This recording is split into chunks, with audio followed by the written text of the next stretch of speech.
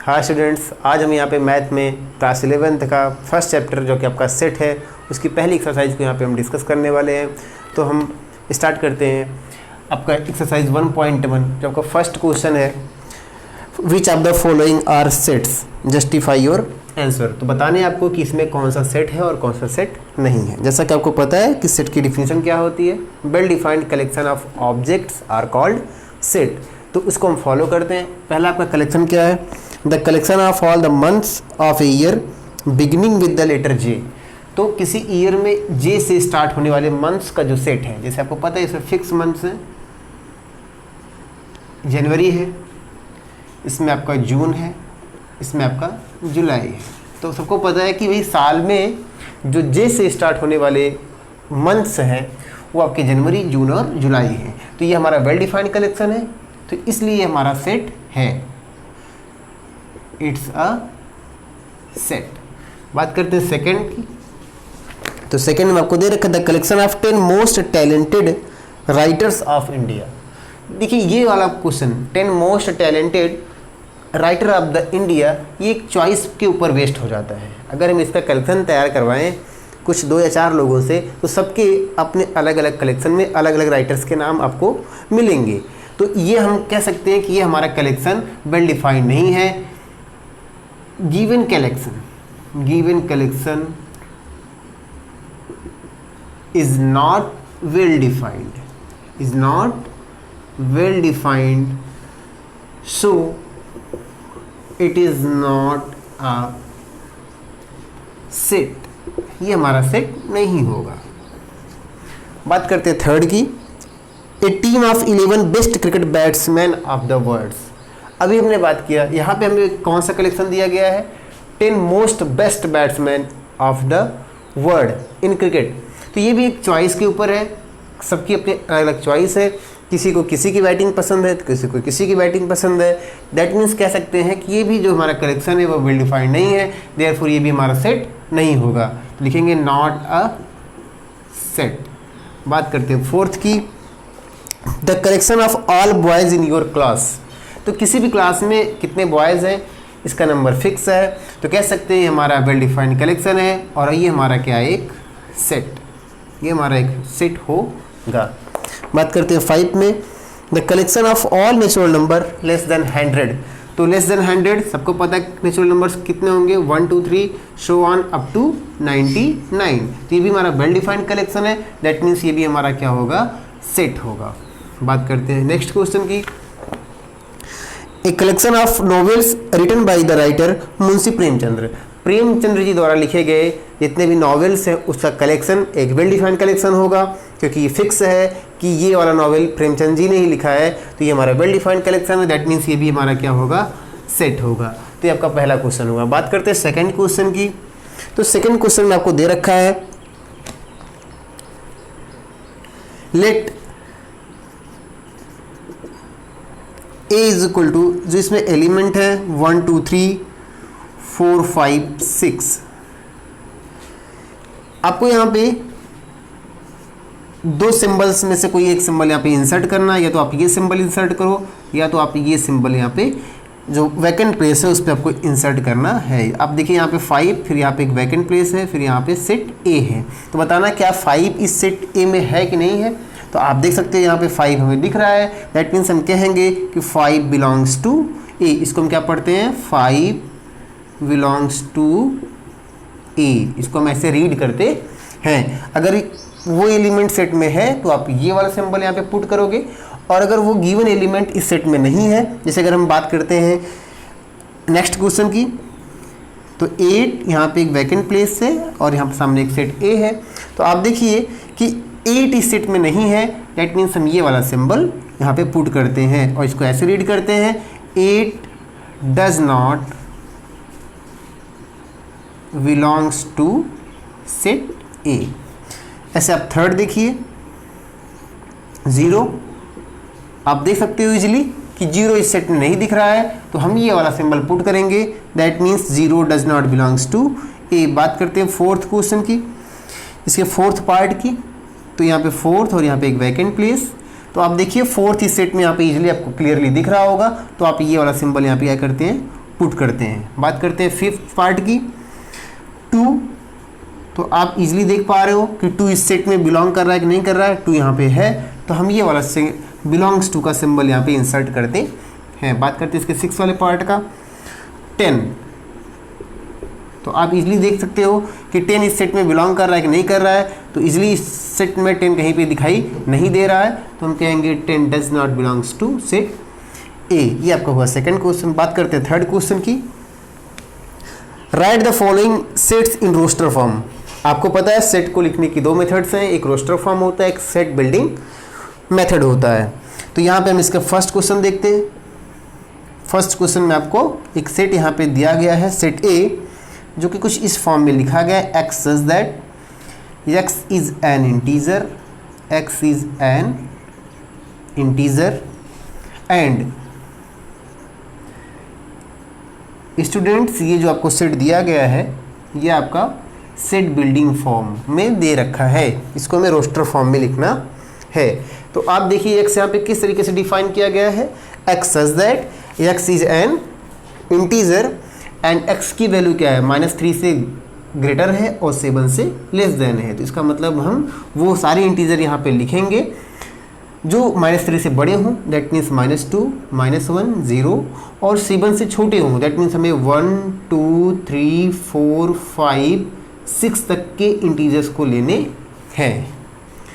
बात करते हैं इसके सेकंड पार्ट की। तो इसमें एक सेट आपको b दे रखा है, एक सेट यहाँ पे b दे रखा है, x such that x is a natural number,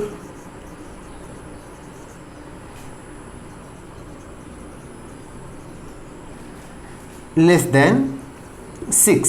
तो आप वो सभी नेचुरल नंबर यहाँ पे इस सेट के एलिमेंट्स में आएंगे जो 6 से क्या है छोटे हो, और x क्या है यहाँ पे नेचुरल नंबर है। तो 6 से छोटे नेचुरल नंबर बहुत सिंपल है, आप 1 से स्टार्ट करिए, 1, 2, 3, 4, 5। बात करते हैं इसके थर्ड पार्ट की। तो एक सेट आपको C दे रखा है, x such that x is A 2 digit natural number,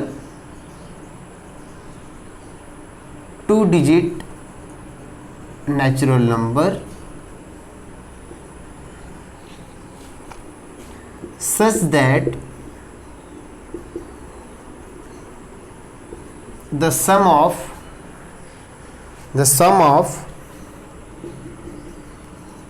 its digits is 8। That means हमें 2 डिजिट्स में ऐसे नेचुरल नंबर यहाँ पे लेने हैं जिनके डिजिट्स का सम क्या हो, 8 हो। तो आप देख सकते हैं इसमें कौन कौन से एलिमेंट्स आएंगे, जैसे 17 है, क्योंकि यहाँ पे 2 डिजिट्स का सम आप करोगे 7 उड़ के 7 1 आपको 8 मिलता है। 26, 2 और 6 आप ऐड करोगे 8 मिलेगा। 35 ऐसा आपको 44 हो जाएगा, क्योंकि आप दोनों डिजिट का सम करोगे तो आपको 8 मिलना चाहिए। ऐसे आप देख सकते हैं यहाँ पे 44, उसके बाद आप देखिए 53, 62, उसके बाद आपका हो जाएगा 71 एंड 80। ये सभी वो 2 डिजिट्स के नेचुरल नंबर्स हैं जिनमें दोनों डिजिट का सम आप देखोगे तो आपको 8 ही मिलेगा, 8 ही मिलेगा।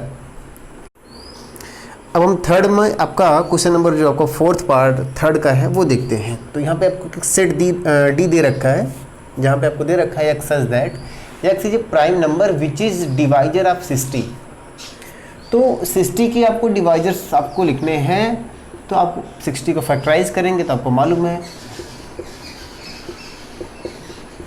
तो आप यहाँ पे देख पा रहे हो कि जब हम 60 को फैक्टराइज कर रहे हैं तो हमें फैक्टर्स में 3 डिफरेंट डिजिट्स मिल रहे हैं, 2, 3 और 5। भले ही यहाँ पे आपको 2 टाइम मिल रहा है, बट आपको पता है सेट में रोस्टर फॉर्म में हम एलिमेंट्स को रिपीट नहीं करते हैं। तो यहाँ से हमें क्या मिल जाएगा, 2, 3 एंड 5, ये इसका हो गया। बात करते हैं थर्ड की फिफ्थ पार्ट का।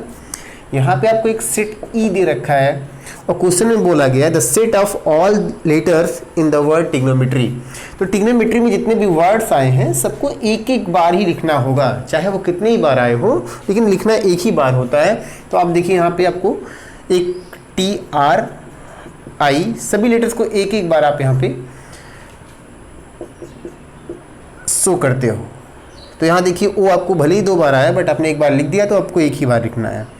यम, ई, टी आपने ऑलरेडी लिख लिया है, आर आपने ऑलरेडी लिख लिया है, एंड वाई, ये आपका यहाँ पे वाई लिख लेते हैं। तो ये आपका हो गया थर्ड का 5th पार्ट। बात करते हैं 6th पार्ट की।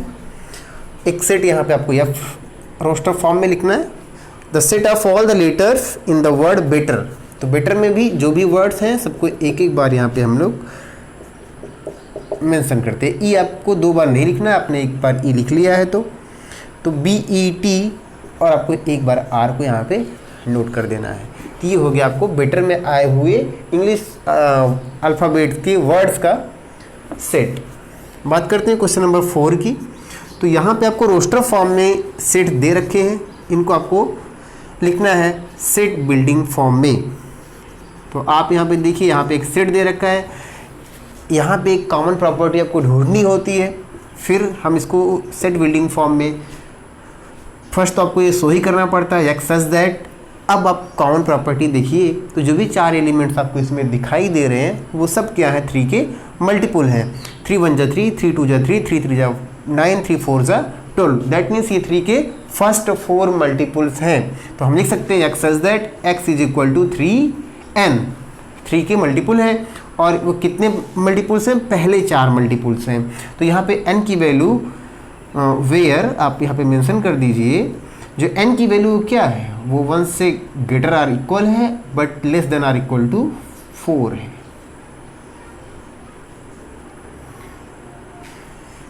ये हमने कॉमन प्रॉपर्टी इसमें देखी और उसको हमने यहाँ पे मेंशन कर दिया। बात करते हैं 4th के 2nd पार्ट की। तो यहाँ पे एक सेट है जिसके एलिमेंट है 2 4 8 16 32।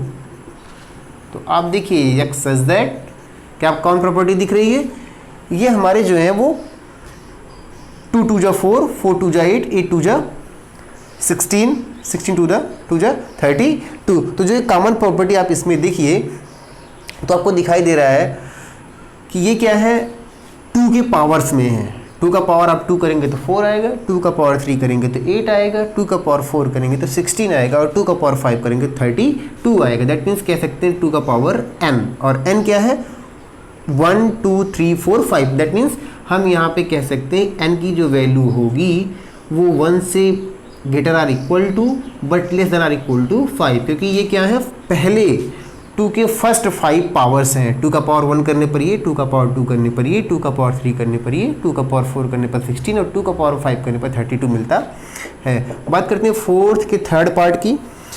तो इसमें भी आपको जो एलिमेंट्स दिख रहे हैं उनकी आप कॉमन प्रॉपर्टी आप इजीली देख पा रहे होंगे। आप देख पा रहे हैं कि ये 5 के पावर्स हैं। 5 का पावर 1 होने पर 5, 5 का पावर 2 होने पर 25, 5 का पावर 3 होने पर 125, एंड 5 का पावर 4 होने पर 625 मिलता है। तो दैट मीन्स हमने कॉमन प्रॉपर्टी ढूंढ ली है। इसका मतलब ये हुआ कि हम इसको लिख सकते हैं x is equal to 5 power n, where n की वैल्यू कहाँ से कहाँ तक, 1 से लेकर अप टू 4। बात करते हैं 4th के 4th पार्ट की।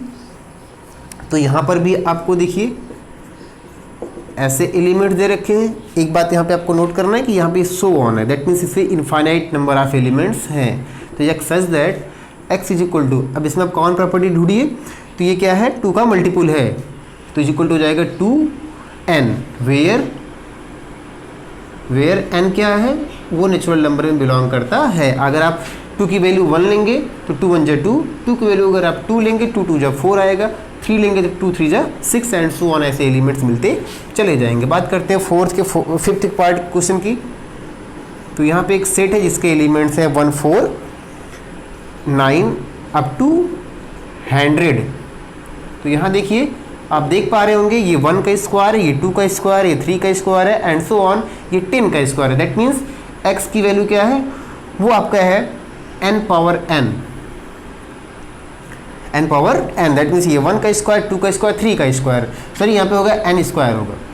x इज इक्वल टू क्या है, n स्क्वायर, वेयर जो n की वैल्यू है वो क्या है, greater than or equal to 1 but less than or equal to क्या है, 10 है। बात करते हैं आपके 5th क्वेश्चन की, तो इसमें list all the elements of the following set. आपको क्वेश्चन आप देखते रहिए, इसमें सभी एलिमेंट्स को आपको जो सेट बिल्डिंग फॉर्म में दिया गया सेट, इसको रोस्टर फॉर्म में शो करना है। तो हम करते हैं इसको। पहला आप बुक में क्वेश्चन देख लीजिए, x such that x is an odd natural number. तो ऑड नेचुरल नंबर कौन कौन से हैं, जैसे 1, 3, 5, 7 एंड सो ऑन। आप इतना इसको मेंशन कर दीजिए। बात करते हैं इसके सेकंड पार्ट की। तो जो सेट बी है, यहाँ पे x such that x is an integer, x integer है और x जो है वो -1/2 से ग्रेटर है बट लेस देन 9/2 है। दैट मीन्स हमें वो इंटीजर लेना है जो -1/2 से बड़ा हो और 9/2 से छोटा हो। तो इसमें कौन कौन से इंटीजर आ जाएंगे, 0 आ जाएगा, 1 आ जाएगा, 2 आ जाएगा, 3 आ जाएगा और 4 आ जाएगा। बात करते हैं थर्ड की, x such that x is, यहाँ पे एक सेट सी है, x such that x is an integer, x एक इंटीजर है जिसकी स्क्वायर की वैल्यू स्क्वायर की वैल्यू 4 से छोटी और 4 से इक्वल है। तो आपको पता है कि -1 का भी स्क्वायर 1 ही होगा। इसमें आप -2 से लेते हैं, -2, -1, 0, 1 एंड 2। ये आप देखिए 5 इंटीजर्स हैं जिनका स्क्वायर 4 से छोटा या 4 के बराबर होता है। तो ये चारों इसमें आपको आ जाएंगे। बात करते हैं फोर्थ की, तो डी एक सेट है जो किससे बना है, loyal x such that x is a letter in the word loyal. तो आप इसको क्या लिखोगे, यहाँ पे एक सेट है, मतलब ये क्या है, लॉयल, लॉयल के वर्ड से मिलके बना है। बात करते हैं 5th की, ई एक सेट है, x such that x is a month of year not having 31